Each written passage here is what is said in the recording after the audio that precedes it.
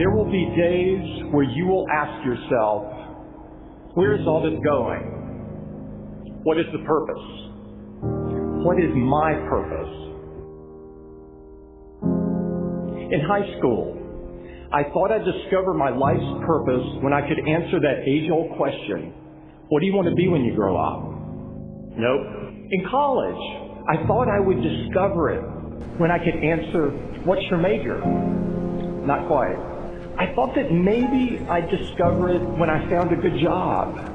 Then I thought I just needed to get a few promotions. That didn't work either. I kept convincing myself that it was just over the horizon, around the next corner. Nothing worked, and it was really tearing me apart. Part of me kept pushing ahead to the next achievement, and the other part kept asking, is this all there is? I've often said that I wish people could realize all their dreams in wealth and fame, and so that they could see that it's not where you're going to find your sense of completion. I realized one night in LA that the purpose of my life had always been to free people from concern. I can tell you from experience, the effect you have on others is the most valuable currency there is. When you work towards something greater than yourself, you find meaning, you find purpose. When you keep people at the center of what you do, it can have an enormous impact. All life is interrelated. We are all bound together into a single garment of destiny. But under the sky, under the heaven, man, there is but one family. It just so happened, man, that people are different. That's the only thing that's important, really. Letting each other know we're here. Reminding each other that we're part of a larger self. Deep inside of you lives a hero who wants to do something great with your life, who wants to inspire other people, who wants to do creative work, who wants to change the world. Maybe you're so numbed out that you've forgotten who you truly are. The fact that you are alive today means there is a mighty call on your life to do something with the rest of your life. When you're convinced that your cause is right, have the courage to take a stand. Use your minds and hands and your hearts to build something bigger than yourselves. If you see a problem or an injustice, recognize that no one will fix it but you. A change in the world that seems so clear that you are sure someone else is going to do it. But they're not. You will. Ideas don't come out fully formed. They only become clear as you work on them. You just have to get started. How will you serve the world? What do they need that your talent can provide? That's all you have to figure out. I want to do good. I want the world to be better because I was here. I want my life, I want my work, I want it to mean something. If you are not making someone else's life better, then you're wasting your time. When you wake up in the morning and your life means something to somebody other than you, that you have a purpose. If you don't go do the things that you're going to do, people's lives will suffer. To live in service, not to you, but to live in service to humanity, to live in service to your family, to your church, to your city, to your country, to the world, that is the purest form of joy. Tear down that mirror that makes you always look at yourself, and you will be able to look beyond that mirror, and you will see the millions of people that need your help. Reaching out and helping people will bring you more satisfaction than anything else you've ever done. Measure your impact on humanity not in lives, but in the lives you touch. Not in popularity, but in the people you serve. There is so much out there conspiring to make you cynical. People will try to convince you that you should keep your empathy out of your career. Don't let that noise knock you off course. I found that my life got bigger when I stopped caring what other people thought about me. Yours will too. Stay focused on what really matters. When I look around, I always learn something, and that is to be always yourself. And to express yourself, to have faith in yourself, to express oneself honestly, not lying to oneself, and to express myself honestly. That, my friend, is very hard to do. Everything you gain in life will rot and fall apart, and all that will be left of you is what was in your heart. Don't let anything stand in the way of the light that shines through this form. Risk being seen in all of your glory. You are ready and able to do beautiful things in this world. You will only ever have two choices, love or fear.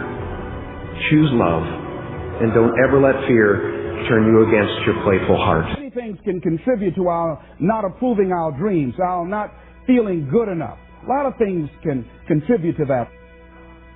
Many of us never live up to our potential or don't approve ourselves because we never had anybody to believe in us. Looking at some of the things that keep us from approving ourselves, that we've all done some things that we don't feel good about. Things that if we had to do those things over again, we would not do those things, or we would do things differently. So part of what we must do in order to begin to move into your greatness, you got to remove a major energy block. And that is dealing with the issue of forgiveness. People that have hurt you, someone who's done you wrong. Make a list and things that you have done that you feel bad about, that you regret. Make a list. There may be a time when you weren't a good father or a good mother or a good brother or sister, or you were a bad child, or you didn't do a good job, or you lied, or you were dishonest, or you stole. No one knows this but you, or something you feel good about, so you know, there's a real dog in me to do that. Something you just really regret. So we make a list of all those things. All of us have some of that. Somebody said there's some good in the worst of us and some bad in the best of us.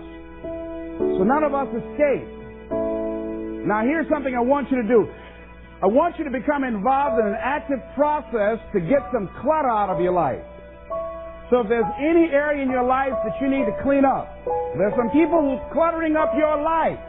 They serve no purpose whatsoever. They're just holding and occupying the space that somebody useful, positive, nurturing, and contributing could be holding that space.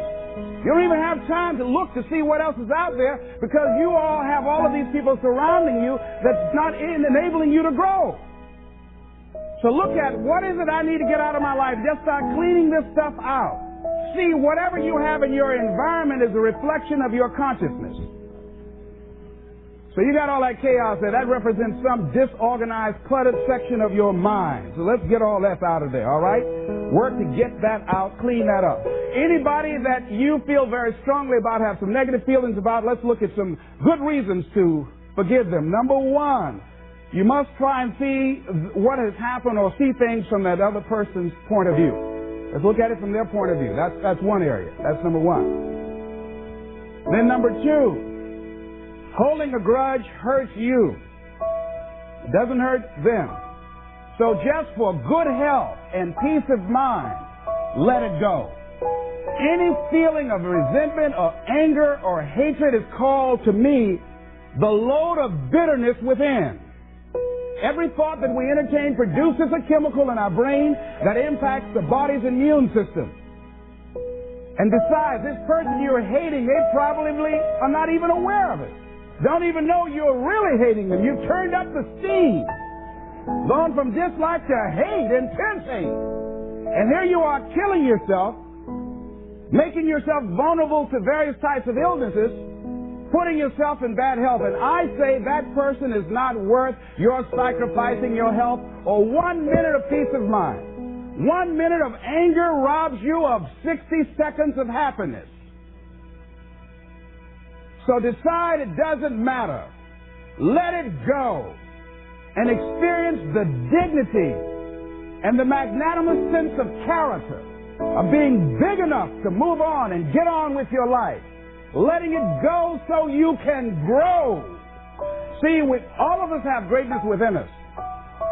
But when you don't come to grips with your greatness and you don't work to develop it, if you're not seeking it out, if you're not finding where it is, if you're not trying to locate it, if you're not experimenting with your life to try and find out what fits for you, I'm saying that you're positioning yourself to be a miserable person, an unfulfilled person. How else do we do it? Procrastination. We just put things off over and over and over again. Why? Because we haven't accepted it. We don't feel deserving. We don't feel that we're good enough. So we sabotage ourselves by not ever taking care of business. We get real busy doing a lot of things. Well, we don't have any time. We start doing so many things, we just give our time away until we don't have any time for ourselves or any time to do the things that we want to do. And every time you put it off and move it back, oh, I'll do it one day. Oh, yeah, I'm going to get to it. I'm saying to you that one day you look around and there goes a year, there goes 2 years, there goes 3 years. So if there's something you want to do it now. Do it right now. Don't put it off. Start right now where you are. There will never be a perfect, ideal time. Whatever you have going for you right now, that's enough. Work on that idea. Work on it. Work on it. Work on it. Watch out with the relationships you have. What kind of person are you becoming because of the relationships that you have right now? Do those people contribute to you? Do they help you grow and develop yourself? What kind of person are you becoming? People who have not accepted greatness for themselves, these people don't study, ladies and gentlemen. These people don't study. They don't have time for personal growth and development. They don't have time to work on their minds. No, they don't have time for that. Too busy for that. To determine the height of your self-approval, it's important that you evaluate yourself because you know you quite well, but it's almost impossible to do it totally by yourself. You must get some caring feedback. Find somebody close enough to you that has observed you or been around you that